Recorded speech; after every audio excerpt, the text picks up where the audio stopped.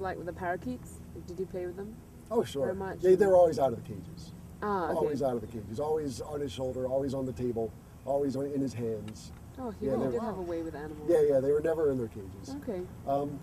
I think one of them, he let one fly away one time to see what would happen. And it never came back. And I don't think it ever came back. Yeah, he let one. I think he didn't like them in their cage. You know, he had a cage for them. I think he had 2 cages, one in each corner, from what I remember. And he might have had maybe 4 to 6, 3 in each cage. But when I was there, when he was home, he would always take them out, and they would always be on. They would be on their shoulder. They would be walking around the table. They would be on the books. They'd be pecking at things. Yeah, You just remember parakeets. You don't remember like fish or turtles. I think the parakeets made the biggest impression because, like I said, it was very acceptable for me to study with him in the front room. So that's my memories of being in Birch's house, is being in that front room with the windows. There was some windows we could see the outside. The sun would come in. The birds would be there. Oh, cute. Yeah, that's. Okay. And when his parents were around, I remember, he wouldn't be showing me the rest of the house. Okay, yeah. Did you know that he was adopted? No, I didn't know that until, even when he went to Los Angeles, he wrote me a letter one time from Los Angeles and I responded. Then years and years later, he tracked me down from India when he was studying there. And I couldn't believe I got a letter from India. And again, he wrote me just to keep me updated with his life. And no mention that he was adopted. I didn't know that until I read his blog. Oh, really recently. Then. Yeah, Do very you still recently. have any letters or cards that he sent you? Well, I've never been very good at keeping that. Last night, I went to my old crate, where I've got all my old stuff in there, and I found this yearbook. And I remember for years I kept the letter from India because it was such a novelty to me that someone would have written me from India. And it was on such frail parchment paper. The paper was so thin you could just see, I could have held it up and seen you right through it. Yeah. But for years I kept it and then I couldn't find it. I looked for it. I might still have it, and if I have it, I will scan it and email it. Thank you, that'd be great, that'd be great. I also couldn't find our 8th grade yearbook, which was the yearbook before we went off to high school. Okay. And that's the one he wrote me a note in. Oh. So I looked for that as well. We were friends, and I think it was just generally considered that friends don't sign each other's yearbook. We were going to see each other. Anyway. That was kind of a nerdy thing to do. Yeah. If there was somebody who thought maybe you weren't going to see, Yeah. Oh yeah, yeah. But Birch, I knew I'd see him. Yeah. I assumed I'd see him, but after this year, actually. What year was that? That was freshman year of high school. Oh, okay. Freehold Township. This was Freehold Township. Yeah, this was the last year. Can you remember why he was working? Like, did he need the money or? Yeah, I think he knew that money meant freedom, and freedom was important to him. His independence was important to him. We sought it years earlier by riding, out to Turkey Swamp, riding to these places, walking around all day. But he understood that to achieve real independence, he was going to have some money in his pocket. Yeah. As it turned out, I also learned from his blog that when he left America, he only had $50. Yeah. When he left New Jersey, he only had $50. In his pocket. He must have been hoping for more than that. But But that's why he started to work at a young age. Yeah. He knew that that's how he could be independent. Okay.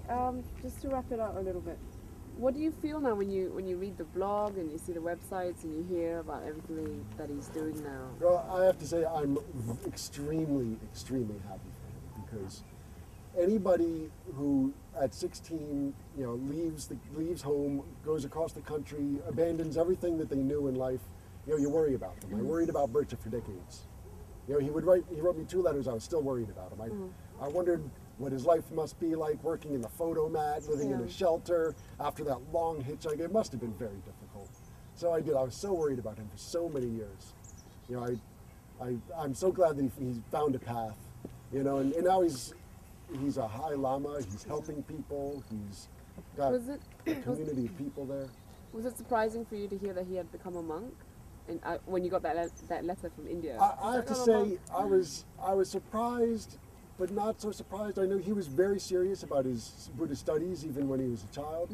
So I guess it was kind of a logical way for him to go. The only way that it surprised me was that it would have meant discipline. Oh. And he was such a clown that I couldn't imagine, you know, he would sort of adopt this lifestyle of strict discipline. Well, he was playing jokes on the monks. too. But I don't think he was going tomorrow. No. Okay, what was your fondest memory of Bertha? The things that come to mind every time I think of Bertha is him playing his Heart album in his house the time his parents left. Crazy on You, I think, was the one he liked the best, the song he liked the best. The dogs in the street, when he would calm them down. That's one thing that I've always sort of taken that with me. Again, even when I've been hiking in the wilderness out west, you know, if you run across a black bear, a grizzly bear, or something like that, just to totally assume this very calm demeanor is the best way to deal with things like that. I remember that well. One of my fondest memories. The bike rides, you know, in the freezing cold. You know, I remember the bike rides. They seem to be so long in these bike rides. I remember them very fondly. Going to Turkey Swamp, helping me with my homework. You know, those are some of the fondest memories I have of him. Mark, did Bertha ever go over to your house? Yeah, he would go to my house. Yeah, he would go there, and that's where we would do most of the paintings. Because my parents, I had some interest in painting. You know, they would support that. They would say, okay, you know, we'll get you some canvas, we'll get you some paint. I kind of got the impression that his parents didn't like him to. Perhaps in the same way they were opposed to his religious studies, they would have considered artistic pursuits not a worthy pursuit for not relevant. A teenage, growing boy, you know, a boy who they're now trying to shape into a man. So he would come to my house, and that's where he would have, we would break out canvas and paint. We would do the paintings, and he would break out his books, you know, some of his, the books with the artwork in there, and we would try to copy some of what we saw in those books, and he would give me some education about what those things were. Did he ever paint anything for you, like a Buddhist painting or anything? Yeah, toward the end, his paintings became very, very, very Buddhist in nature. You know, the symbols associated with Buddhism appeared very often. Did he paint anything for you and give it to you as a gift? Oh, sure. Yeah, he would have done that. Yeah, I don't think I have anything now, but I do remember his art very well. I remember having it in my room. I still remember his painting style. What was that like? It was extremely colorful. It was very happy most of the time, actually, is what I remember. Even though his kind of home life wasn't happy, his artwork was bright. It was positive. It was very happy. I remember that about it. I remember my mother saying, "Oh, this is so nice. You know, your friend Bertha does such nice artwork. Why don't you draw?" I was more interested in at that age I was interested in. There was a rock album called Pink Floyd The Wall, which was a very negative vibe. Bertha didn't like the negative stuff. He was always going to the positive places, and I was going to the negative places, and artistically. And I remember that. Okay, our last question is Ruby's question. Okay, if you could just describe him in 3 words, what would it be? Smara a word? Still not sure if that's a word.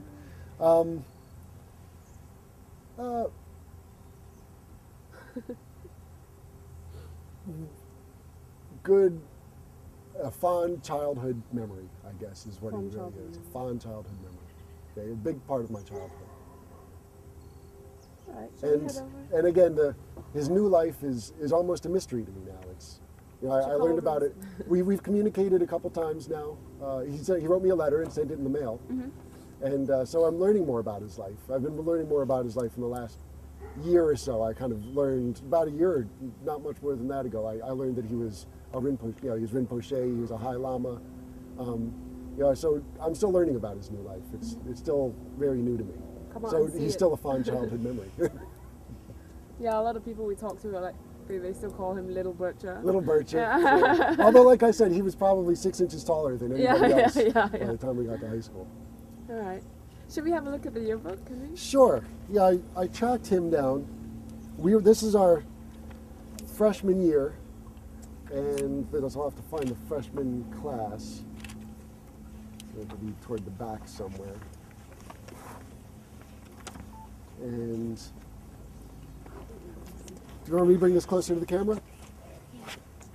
That's him right there. Oh. Pt2of2. Oh, yeah. You can see he's different. When we went to Freehold, there weren't as many Kalmyk kids there. Yeah. If this had been our 8th grade yearbook, about every 4th or 5th person would have been Kalmyk and would have, looked more. But you can see there isn't another Asian-looking kid in this entire spread, except for so he stood out. Where were you? And I'm back Oh, there you are. right there. That's me, freshman year. You still got the fringe. Yeah. Well, thanks. I guess I haven't changed that much. Wow. Which one is Rinpoche? Well, let's. I'll quick look and see if I can see a picture of him maybe in one of these pictures. He stands out. You can't miss him. But this was our. Pictures are so great. Yeah, they are. Yeah. They're like snapshots out of glue. Well, that's it for the freshman class. I guess he doesn't appear anywhere else. Oh. But this was his last year in New Jersey. This would have been 1982. The yearbook's 1982. Way left then. Yep. And like I said, I've got the one from 8th grade. He wrote me a note in the big note in the back of the 8th grade, sort of along the lines of, well, we'll be in Freehold together, so I'll see you there, kind of thing. And but this was it. This was Birch's last year here in Jersey. And the rest, as they say, is history. And we found a picture of you. Oh my goodness! Wow, that was my first car. Oh, yeah, That was me. Rinpoche had it in his collection. And these are some young pictures. That's Sarah. Yeah, that's her, all I right. think that's Nara. There's Naren. Yeah. Mhm. And that's who was their little brother? Their older Zarin? brother was Ernie Zarin. Was that? Zarin, yeah. Okay. Yeah, Oh. these are just pictures of Rinpoche. This is when he got to LA. That's already. LA, yeah. These were his cousins. Yeah. These are just pictures of him as he was growing up. This is just before he went off to become a monk. Okay. He came back to New Jersey. Were you around? Yeah, I was here for his one time. That would have been, I was a freshman in college, I think. So that would have been like 1990, maybe? No. That would have been like 1987. 1987, yeah, 1987.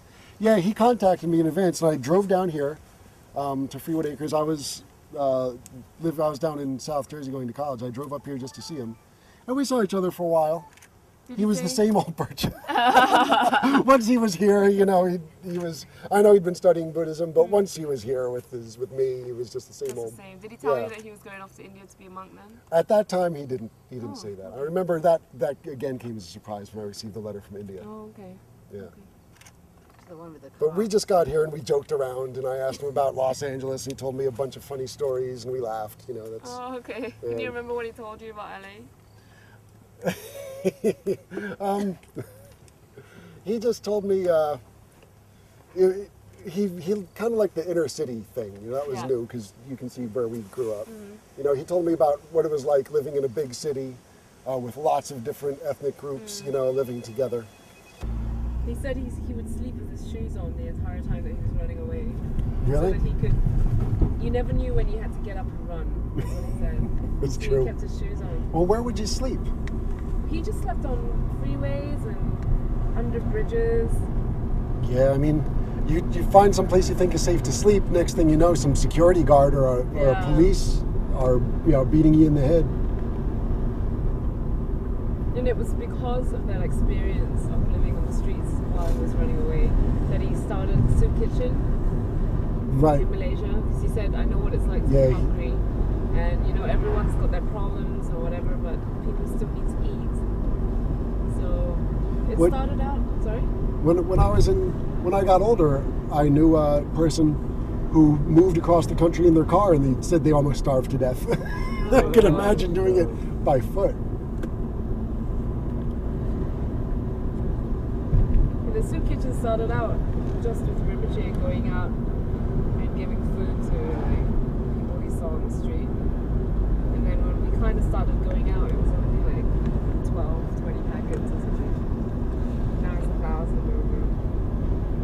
Well, that's excellent that he's keeping up the humanitarian work. Yeah, I mean, he would have known true hunger living like that.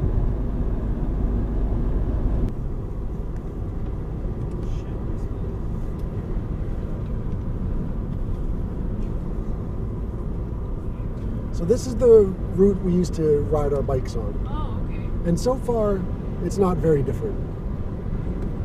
This is more or less what it used to look like. The roads would have been smaller though. I think about this size. And this would have been our turn. Yeah, yeah. Now you got to understand, I haven't done this route for 25 years. So is everybody behind us? Yeah, you've got a brood of 3 cars going with I think we're good.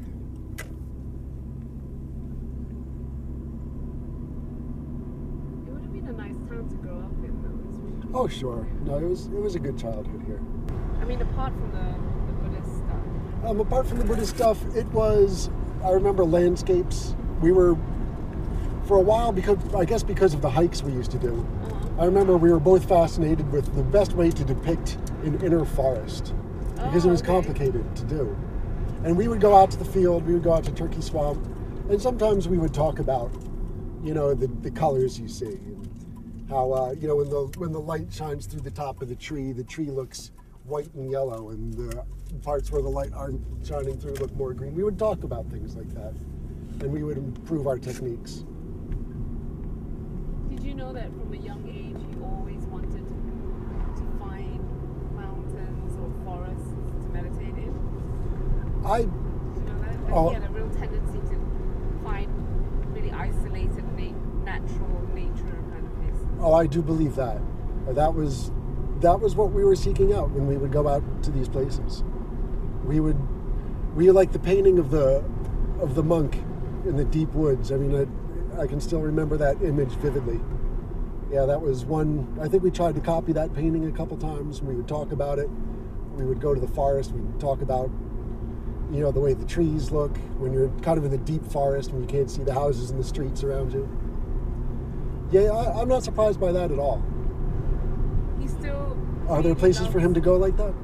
Not in the city, not really. Yeah. And he talks often about always wanting to find, mountains, places with lakes or hills and trees. A place where you look out and you just see trees. He's always wanted that. It comes down, he hasn't changed that much. Yeah. It's quite interesting. Despite everything he's been through, despite everything he's doing, it sounds, from what I can gather, he's still very much the same in a lot of ways. And it's quite interesting as we do this project and we talk to people from different parts of his life, from India and then Los Angeles, New Jersey, and even the early parts of Malaysia. Was this wasn't the field with the dog. I know that one goes up a hill. But they all say it all matches his current personality still. I guess that's true of people.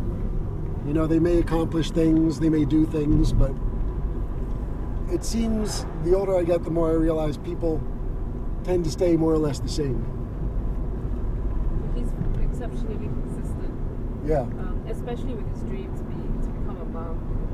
Yes. That was very strong in him all the way throughout. Yeah, he started to gravitate toward that,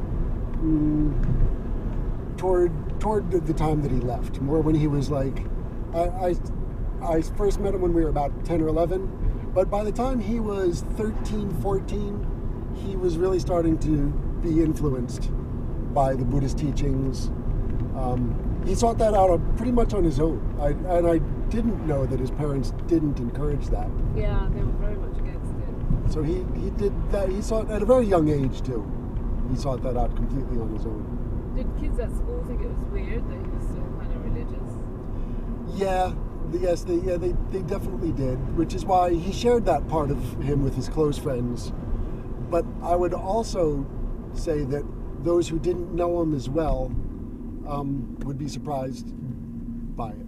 If you brought some of the people who only casually know him back in high school, I think they would be completely surprised that Pt2of2 became a monk and a High Lama.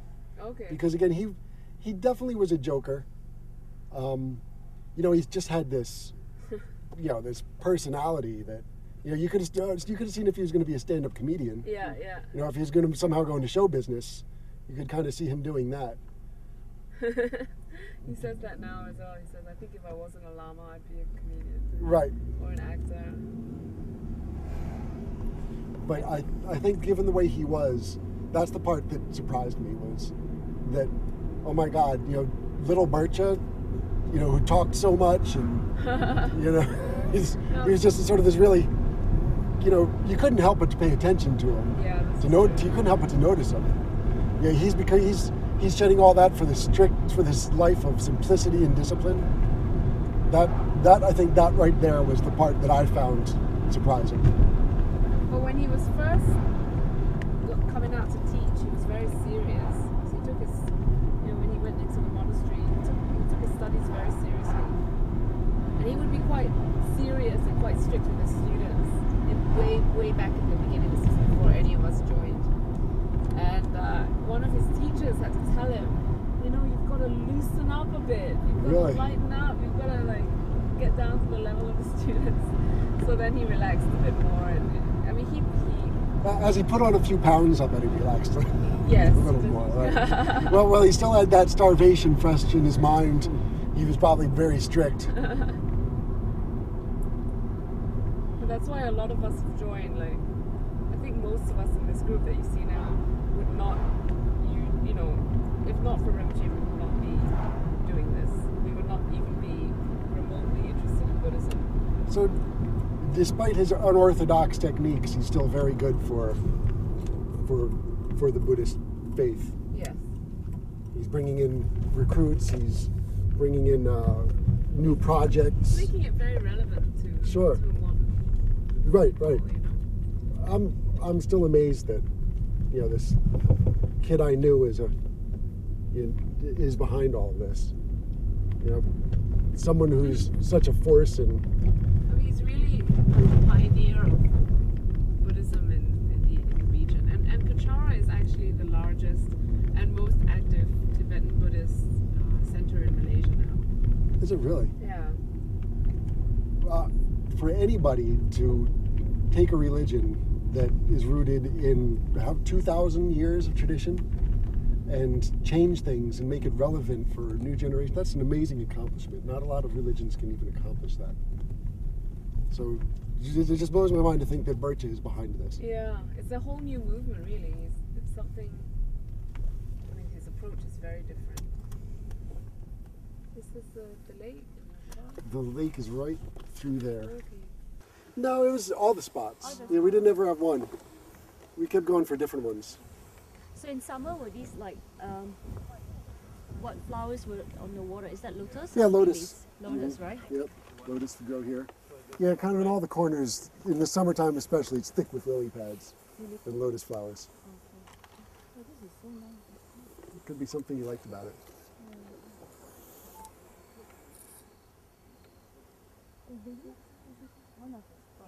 I remember he told us he found a boulder, a flat boulder, and he would sit there Here? to do his meditation. Yeah. Oh, I wonder where that would be. It's probably near the water. It's probably near the water, I guess. Yeah, it would have been. Yeah. Well, we can keep walking. We can keep going. Yeah. I'll just show you what the sort of stuff we used to do. Then we'd find some spot like this, and be like, oh, it looks interesting. And we used to crawl back, under trees. And we'd find places like back in here.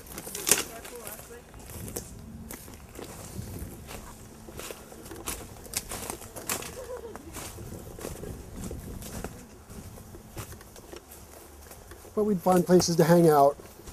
Like I said, it gets a little swampy sometimes. But you go far enough and you'll eventually find some spot right next to the water.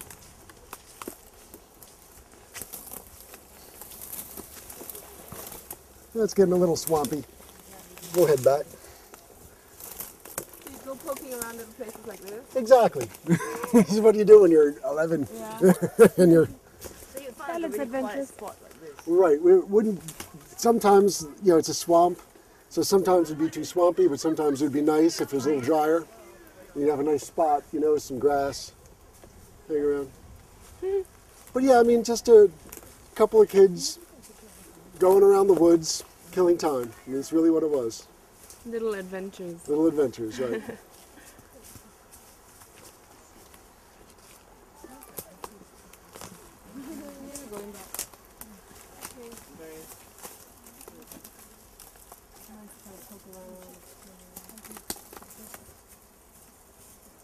So it'll be a place like this.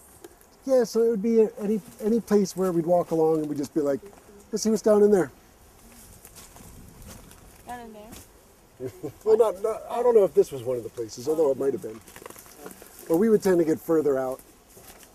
Who would be like the one to say, okay, let's go off this? Who's the leader? Whoever saw something. Sometimes it would be him, sometimes it would be me. We'd see a little glint of water in the trees. We'd say, let's go see if there's a place to sit. Did you ever bring picnics? You know, I'll have to say this. We would usually do these bike rides and spend all day. We wouldn't even have one bottle of water. We would just, I don't know, we just went on the power of youth. You don't get thirsty. But No. in the summer it's very hot. I know, but I don't ever remember, but we never brought food and we never brought water. Wow, It was just, that's amazing. we'd hop on our bikes and go. Pretty tough. The resilience of youth. Exactly. So being 12, 13 years old. Yeah.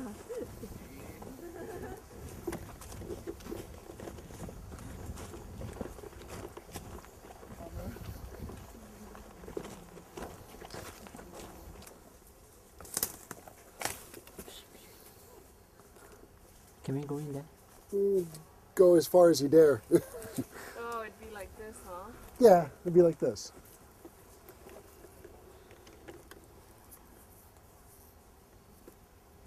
Richie just sent us a message.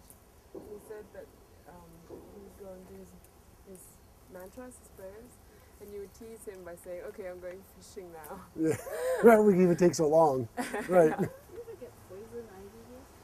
Yeah, I am susceptible to poison ivy. Are you? I was a little concerned. I can recognize it though. So I wouldn't have gone, I don't see any right down in here, but if I see it, I will say something. Is this a spot? Probably. I think this would have been one of our spots. Spot, right? His family, Yeah, there's a lot of spots, but I do remember. So this is called a wall. Yeah, it's just part of a swamp with a bunch of dead trees. It's called a bog. Yep. Very poetic.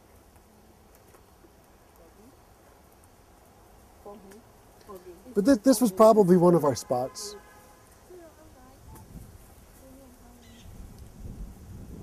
Okay, I'm not getting the photo. Yeah. At the wall. It's bog. Did you ever get bored? Oh, sure. How long was it for? Usually like for a couple of hours? Sometimes, yeah, we would. More than 5? I don't think it ever went that long.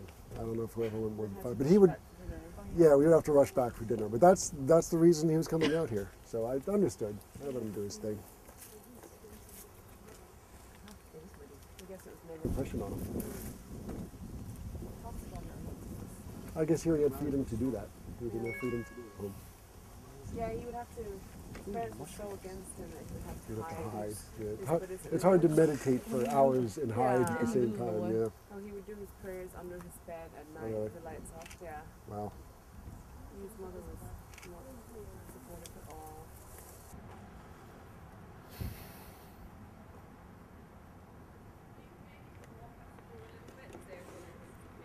Okay. Well, this is the main entrance right here. Okay, we're gonna do a tour. A little tour. This is Freehold Township High School. This is where I went to high school, and this is where Rinpoche attended his freshman year of high school. And yeah, he would have been 15 his freshman year. I believe it was that summer that he went to LA after his freshman year at this high school. And this was the main entrance. Maybe we can get a shot of a hall if we get close enough.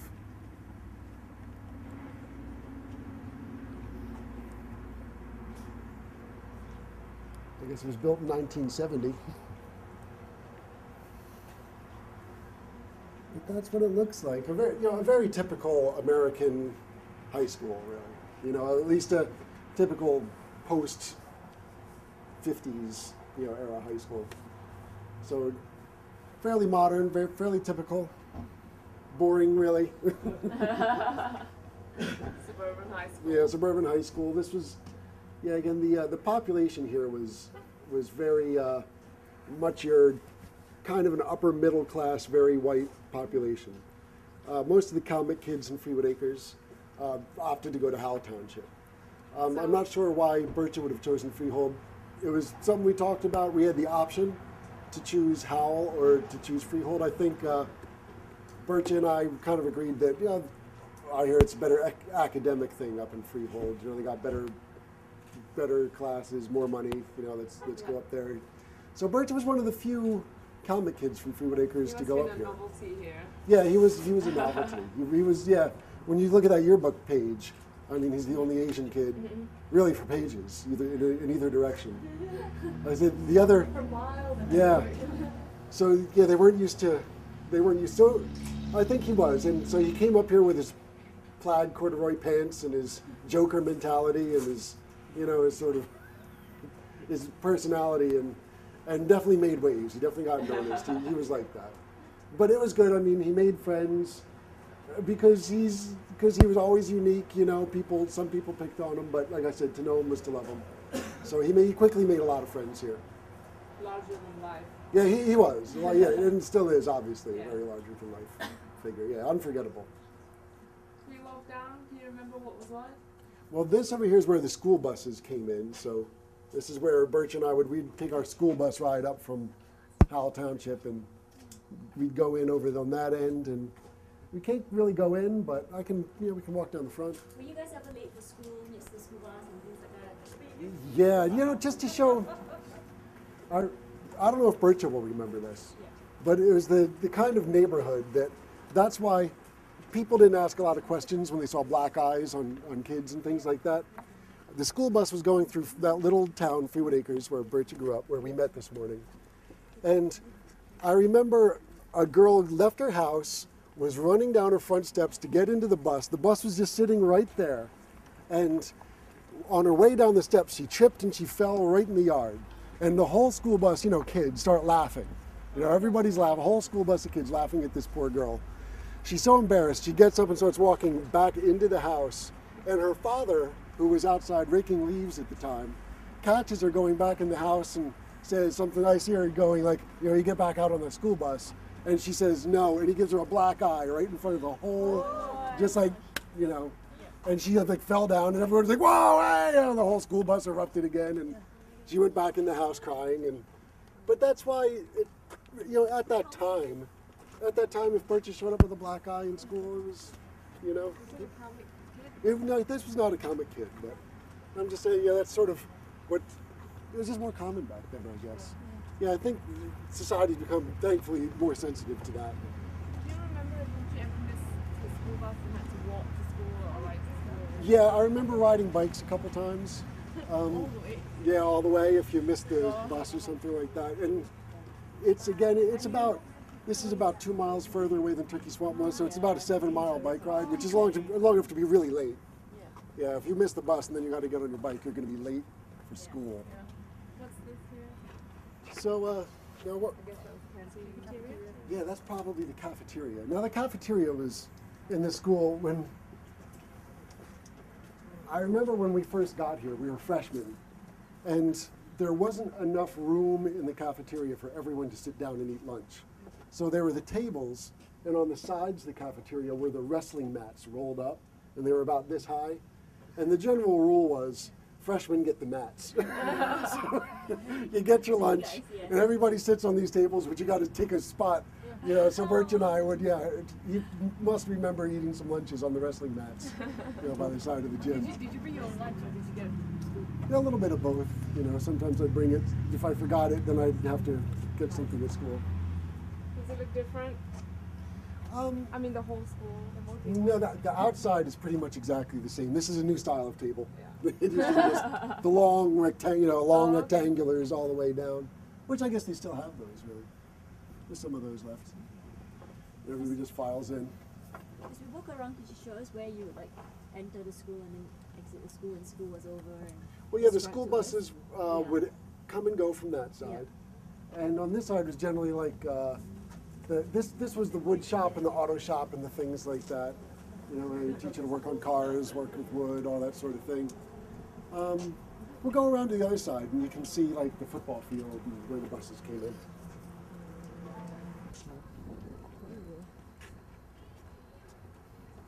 But there's the football stadium. You know, they've got a football team here, the Patriots. I actually did play football. Bertie didn't play football, but I decided when I got here that that would be a good way to meet people. Like I said, we were kind of from the outside. We didn't know as many kids coming in, so freshman year I tried out for the football team, so I did play.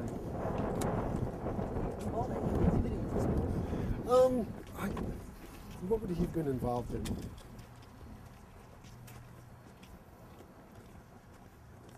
Someone else might remember better than me, but I don't know. I think maybe by the time freshman year came around, he was 15 years old, going on 16. Would you have done like sport or He, as a drama club or art thing? you know, again, he came from this family that, you know, tried to protect him from the West, you know, from Western influence as much as possible. So very He little wouldn't have football. wanted him to come here and get too involved in the extracurriculars. Too much of that would have rubbed off So on you him, I'm wouldn't have sure. seen him like after school, he'd go straight home on the bus. Yeah, he would have gone straight home on the bus. I would have stayed for football. But we would ride in together. Yeah.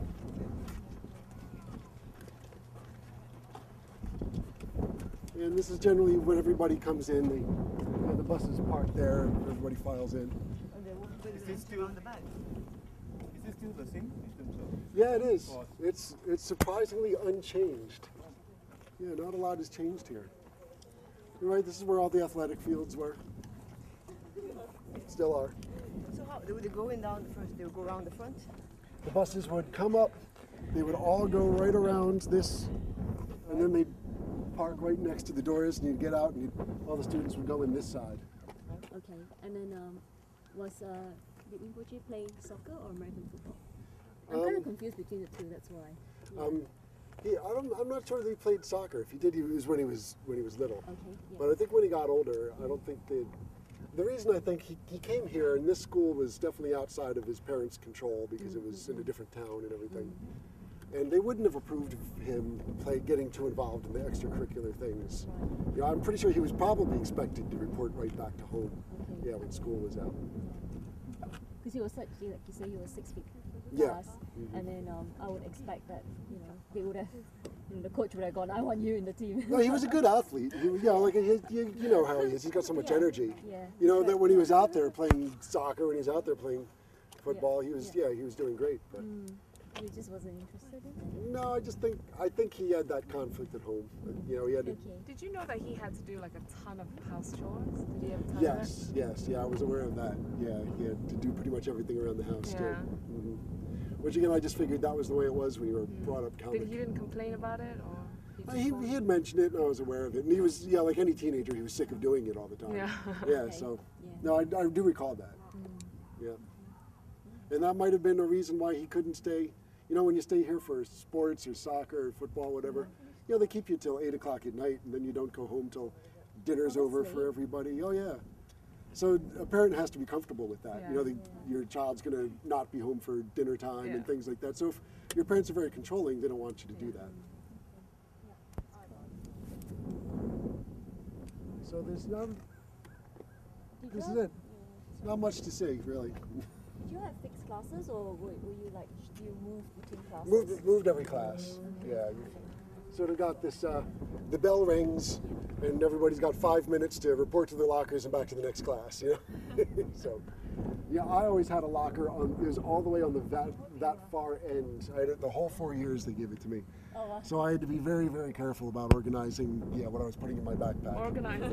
Yeah. 'Cause I didn't make it out to that end very often. Yeah.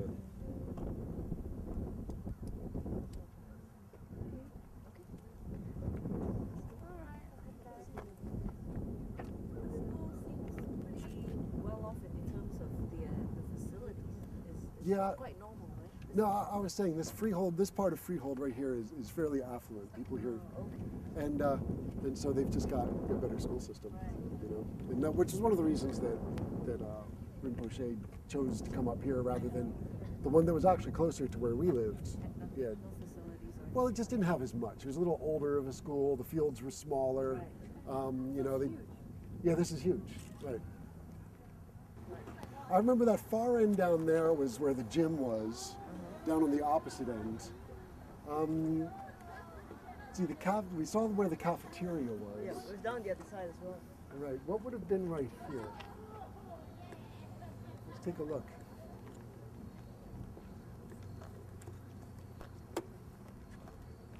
Well, this looks like a science lab. Yeah, so this must be kind of where the science is here. The interiors may have changed a little, right? Yeah, I think they might have. Blocks. And this area looks like something's Are they new. divided into blocks, like with that block? Yeah, I think they're roughly divided like that. Can't Roughly. remember what's what then. Not so much. Once I was inside, I could probably remember, but it's been a long time. But I do remember that all the similar classes were next to each other. Okay. Do you remember how many kids there were per year? It's generally considered a large high school. In New Jersey, they kind of group the high schools by letter. There's like the A division, and B division, and C division. The A divisions are the largest high schools, Okay. and this was a small A. Okay. So this was considered the largest class of population-wise, but technically it was on the lower end of that because when you go up closer to New York City, Yeah, they'd be bigger. they're even much bigger than this. Okay. But Do you remember how many kids there would be a year? in the graduating class, Yeah. it wouldn't be unusual to have about 700 kids in the graduating class. Wow. Yeah, so it's a big high Class. school. Yeah, So that older would high be schools would have 100 kids in their graduating class, but here we'd have about 700. Right. Well, I really appreciated this. It was really excellent Thank meeting all of you you. for sharing. It was my pleasure. It really was. And I wish you the best of luck. Thank you. you. Thank you very See you again. Well, I hope so. Yeah. That would be excellent. And okay, bye. Bye. Bye. Get my bag out of your phone. Yeah. And Okay, and then did Rinpoche play soccer or American football? I'm kind of confused between the two. That's why. I'm not sure that he played soccer. If he did, it was when he was little. Okay. Yeah. But I think when he got older, I don't think they. The reason I think he came here, and this school was definitely outside of his parents' control because it was in a different town and everything. And they wouldn't have approved of him getting too involved in the extracurricular things. You know, I'm pretty sure he was probably expected to report right back to home. Okay. Yeah, when school was out.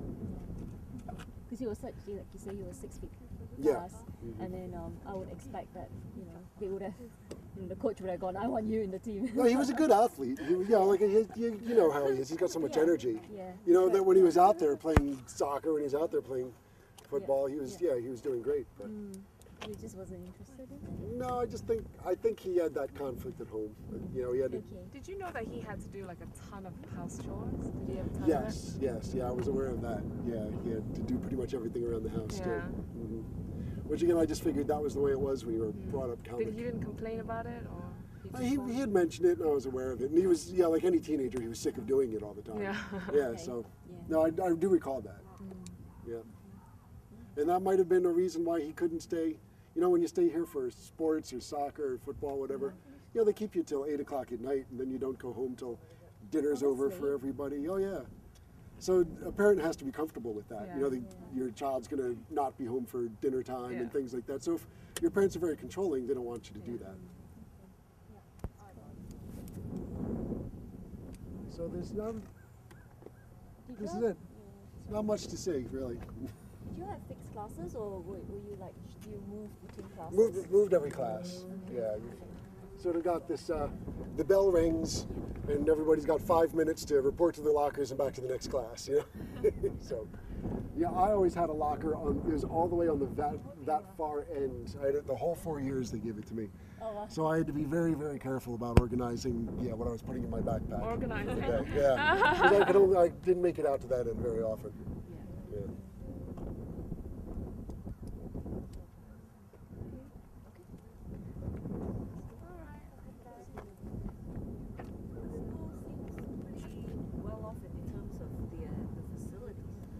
Yeah. Quite normal, right? No, I was saying this part of Freehold right here is fairly affluent. People here, and so they've just got a better school system, you know, and which is one of the reasons that Rinpoche chose to come up here rather than the one that was actually closer to where we lived.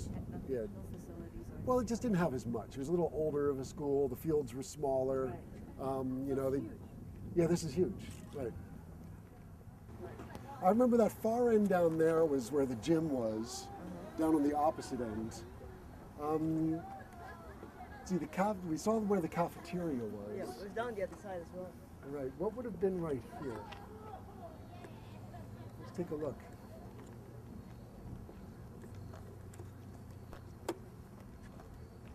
Well, this looks like a science lab. Yeah, so this must be kind of where the science is here. The interiors may have changed a little, right? Yeah, I think they might have. Blocks. And this area looks like something's Are they new. divided into blocks, like with that block? Yeah, I think they're roughly divided like that. Can't Roughly. remember what's what then. Not so much. Once I was inside, I could probably remember, but it's been a long time. But I do remember that all the similar classes were next to each other. Okay. Do you remember how many kids there were per year? It's generally considered a large high school. In New Jersey, they kind of group the high schools by letter. There's like the A division and B division and C division. The A divisions are the largest high schools, and this was a small A. Okay. So this was considered the largest class of population-wise, but technically it was on the lower end of that because when you go up closer to New York City to Yeah, they'd be bigger. yeah, they're even much bigger than this. Okay. But Do you remember how many kids there would be a year?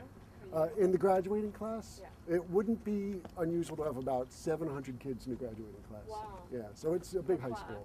Yeah, So that older would be high at least schools would have 100 kids in their graduating class, but here we'd have about 700. Right. Well, I really appreciated this. It was really excellent Thank meeting all of you you. for sharing. It was my pleasure. It really was. And I wish you the best of luck. Thank you. you. See you again. I hope so. Yeah. That would be excellent. And okay, bye. I get my bag out of your car. Yeah. And Okay, and then did Rinpoche play soccer or American football? I'm kind of confused between the two. That's why. I'm not sure that he played soccer. If he did, it was when he was little. Okay. Yeah. But I think when he got older, I don't think the reason I think he came here, and this school was definitely outside of his parents' control because it was in a different town and everything. And they wouldn't have approved of him getting too involved in the extracurricular things. You know, I'm pretty sure he was probably expected to report right back to home. Okay. Yeah, when school was out. Because he was such, like you say, he was 6 feet Yeah. plus, and then I would expect that they would have, the coach would have gone, I want you in the team. No, he was a good athlete. You know how he is. He's got so much energy. Yeah. You know that when he was out there playing soccer, when he was out there playing football, he was he was doing great. But You just wasn't interested in it? no, I think he had that conflict at home. You know, he had to. Okay. Did you know that he had to do like a ton of house chores? Did he have a ton of Yes, I was aware of that. Yeah, he had to do pretty much everything around the house too. Yeah.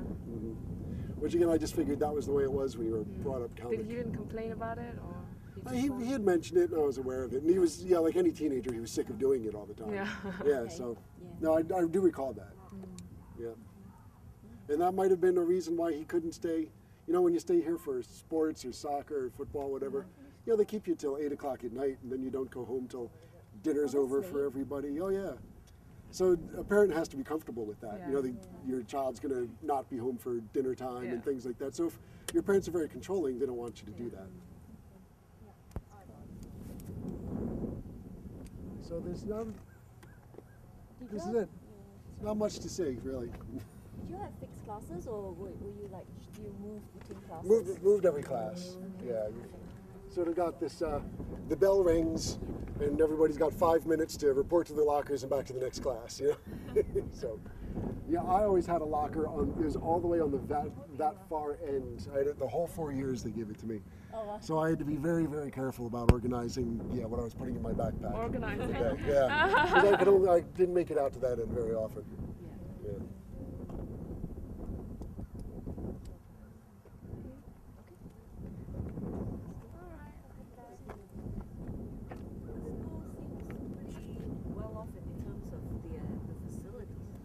Yeah. Quite normal, right? No, I was saying this part of Freehold right here is fairly affluent. People here, and so they've just got a better school system, you know, and which is one of the reasons that Rinpoche chose to come up here rather than the one that was actually closer to where we lived.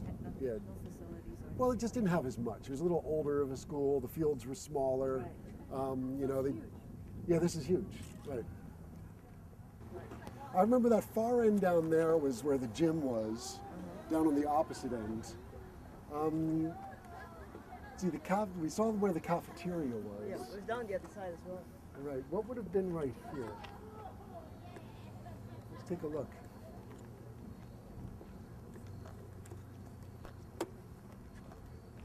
Well, this looks like a science lab. Yeah, so this must be kind of where the science is here. The interiors may have changed a little, right? Yeah, I think they might have. Blocks. And this area looks like something's Are they new. divided into blocks, like with that block? Yeah, I think they're roughly divided like that. I can't remember what's what then. Not so much. Once I was inside, I could probably remember, but it's been a long time. But I do remember that all the similar classes were next to each other. Okay. Do you remember how many kids there were per year? It's generally considered a large high school. In New Jersey, they kind of group the high schools by letter. There's like the A division, and B division, and C division. The A divisions are the largest high schools, and this was a small A. Okay. So this was considered the largest class of population-wise, but technically it was on the lower end of that because when you go up closer to New York City, Yeah, they'd be bigger. they're even much bigger than this. Okay. But Do you remember how many kids there would be a year? in the graduating class, Yeah. it wouldn't be unusual to have about 700 kids in the graduating class. Wow. Yeah, so it's a big high Class. school. Yeah, So that older would high be schools would have 100 kids in their graduating class, but here we'd have about 700. Right. Well, I really appreciated this. It was really excellent Thank meeting all of you you. for sharing. It was my pleasure. It really was. And I wish you the best of luck. Thank you. Thank you very much. See you again. I hope so. Yeah. That would be excellent. And okay, bye. Bye. Bye. Get my bag out of